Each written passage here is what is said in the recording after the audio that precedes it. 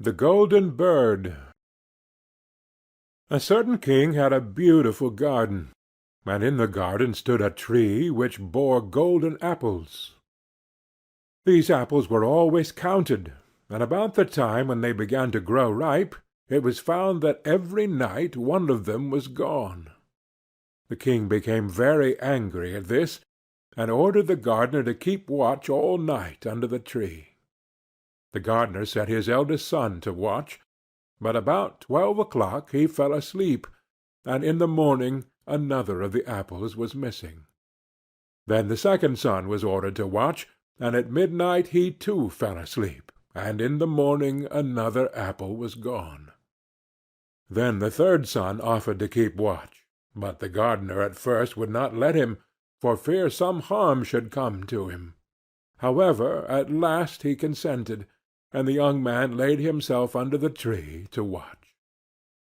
As the clock struck 12 he heard a rustling noise in the air, and a bird came flying that was of pure gold, and as it was snapping at one of the apples with its beak, the gardener's son jumped up and shot an arrow at it. But the arrow did the bird no harm, only it dropped a golden feather from its tail, and then flew away. The golden feather was brought to the king in the morning, and all the council was called together. Every one agreed that it was worth more than all the wealth of the kingdom. But the king said, "One feather is of no use to me. I must have the whole bird." Then the gardener's eldest son set out, and thought to find the golden bird very easily. And when he had gone but a little way, he came to a wood, and by the side of the wood he saw a fox sitting. So he took his bow and made ready to shoot at it. Then the fox said, "Do not shoot me, for I will give you good counsel. I know what your business is, and that you want to find the golden bird. You will reach a village in the evening, and when you get there you will see two inns opposite to each other, one of which is very pleasant and beautiful to look at. Go not in there, but rest for the night in the other, though it may appear to you to be very poor and mean." But the son thought to himself, "What can such a beast as this know about the matter?" So he shot his arrow at the fox, but he missed it, and it set up its tail above its back and ran into the wood. Then he went his way, and in the evening came to the village where the two inns were, and in one of these were people singing and dancing and feasting, but the other looked very dirty and poor. "I should be very silly," said he, "if I went to that shabby house, and left this charming place."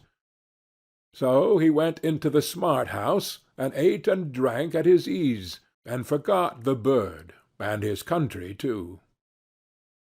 Time passed on, and as the eldest son did not come back, and no tidings were heard of him, the second son set out, and the same thing happened to him. He met the fox, who gave him the good advice.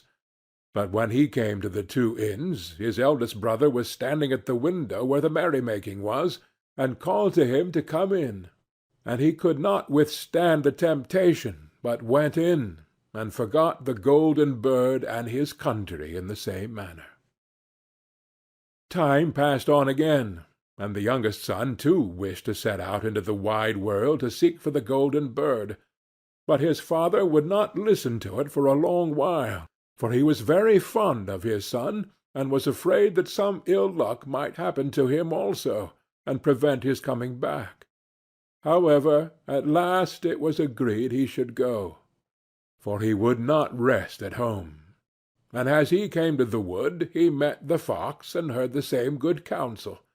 But he was thankful to the fox, and did not attempt his life as his brothers had done. "Sit upon my tail, and you will travel faster."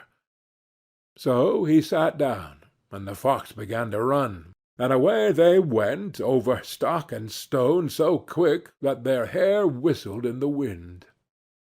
When they came to the village, the son followed the fox's counsel, and without looking about him went to the shabby inn and rested there all night at his ease. In the morning came the fox again, and met him as he was beginning his journey, and said, "Go straight forward till you come to a castle, before which lie a whole troop of soldiers fast asleep and snoring. Take no notice of them, but go into the castle, and pass on till you come to a room where the Golden Bird sits in a wooden cage. Close by it stands a beautiful golden cage, but do not try to take the bird out of the shabby cage and put it into the handsome one, otherwise you will repent it." Then the fox stretched out his tail again, and the young man sat himself down, and away they went over stock and stone till their hair whistled in the wind. Before the castle gate all was as the fox had said. So the son went in and found the chamber where the Golden Bird hung in a wooden cage, and below stood the golden cage, and the 3 golden apples that had been lost were lying close by it. Then thought he to himself, "It will be a very droll thing to bring away such a fine bird in this shabby cage." So he opened the door and took hold of it, and put it into the golden cage. But the bird set up such a loud scream that all the soldiers awoke, and they took him prisoner and carried him before the king. The next morning the court sat to judge him, and when all was heard, it sentenced him to die, unless he should bring the king the golden horse which could run as swiftly as the wind, and if he did this, he was to have the Golden Bird given him for his own.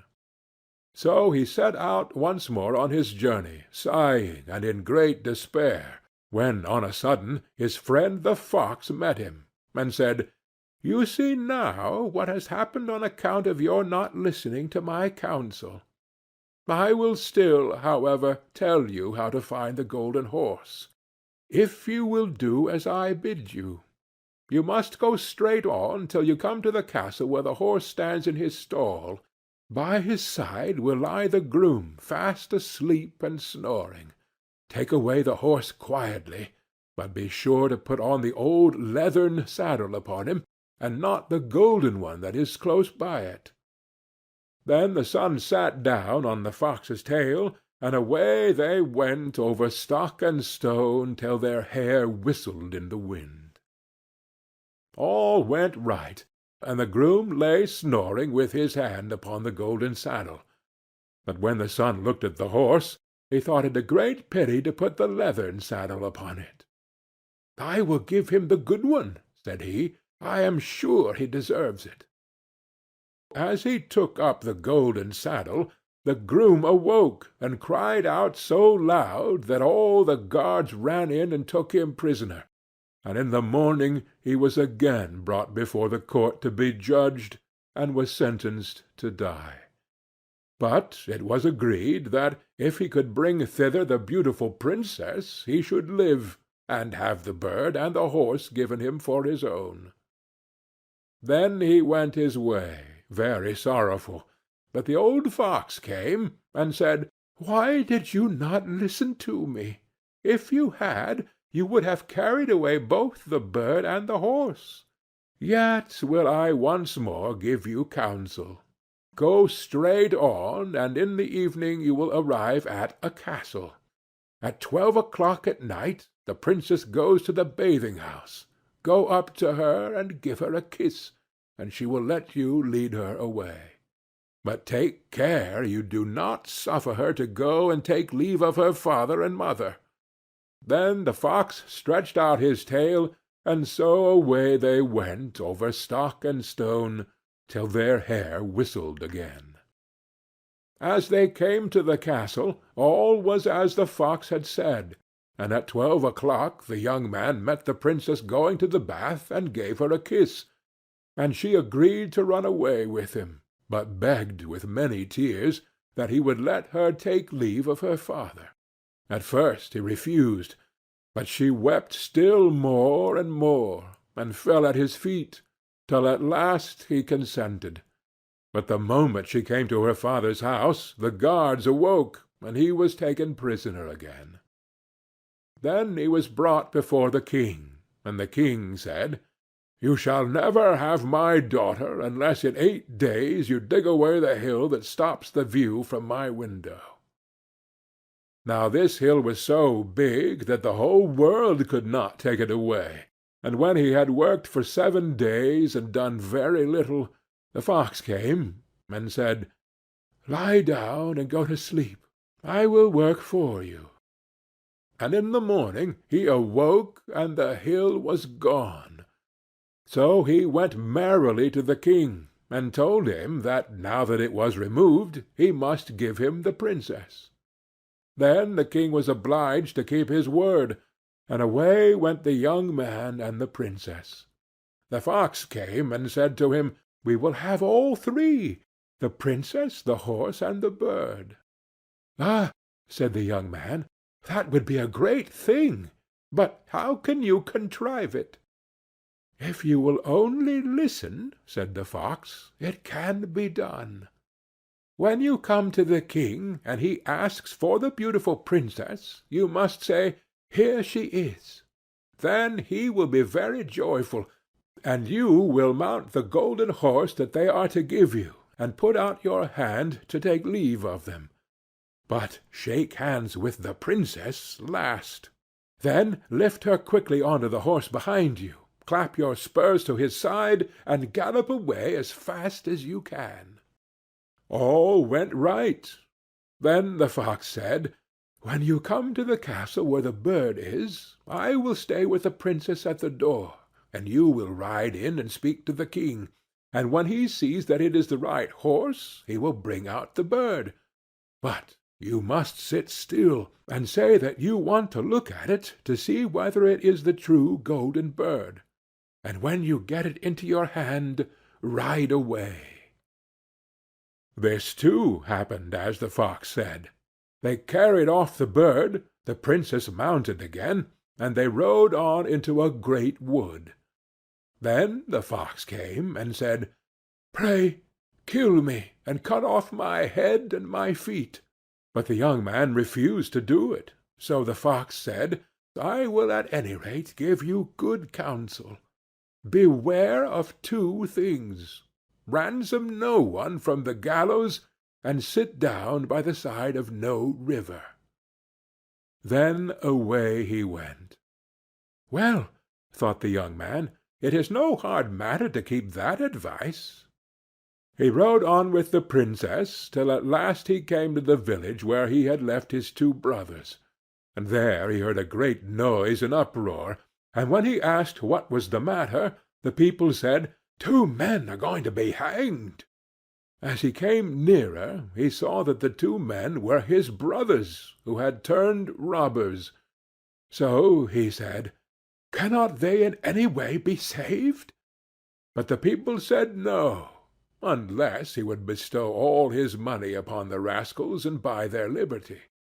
Then he did not stay to think about the matter, but paid what was asked, and his brothers were given up, and went on with him towards their home. And as they came to the wood where the fox first met them, it was so cool and pleasant that the 2 brothers said, "Let us sit down by the side of the river and rest awhile to eat and drink." So he said, "Yes," and forgot the fox's counsel, and sat down on the side of the river. And while he suspected nothing, they came behind and threw him down the bank, and took the princess, the horse, and the bird, and went home to the king their master, and said, "All this have we won by our labor." Then there was great rejoicing made, but the horse would not eat, the bird would not sing, and the princess wept. The youngest son fell to the bottom of the river's bed. Luckily it was nearly dry, but his bones were almost broken, and the bank was so steep that he could find no way to get out. Then the old fox came once more, and scolded him for not following his advice. Otherwise no evil would have befallen him. "Yet," said he, "I cannot leave you here, So lay hold of my tail, and hold fast." Then he pulled him out of the river, and said to him, as he got upon the bank, "Your brothers have set watch to kill you if they find you in the kingdom." So he dressed himself as a poor man, and came secretly to the king's court, and was scarcely within the doors when the horse began to eat and the bird to sing, and the princess left off weeping. And he went to the king, and told him all his brothers' roguery, and they were seized and punished, and he had the princess given to him again, and after the king's death he was heir to his kingdom. A long while after he went to walk one day in the wood, and the old fox met him, and besought him, with tears in his eyes, to kill him, and cut off his head and feet. And at last he did so, and in a moment the fox was changed into a man, and turned out to be the brother of the princess, who had been lost a great many, many years. End of The Golden Bird.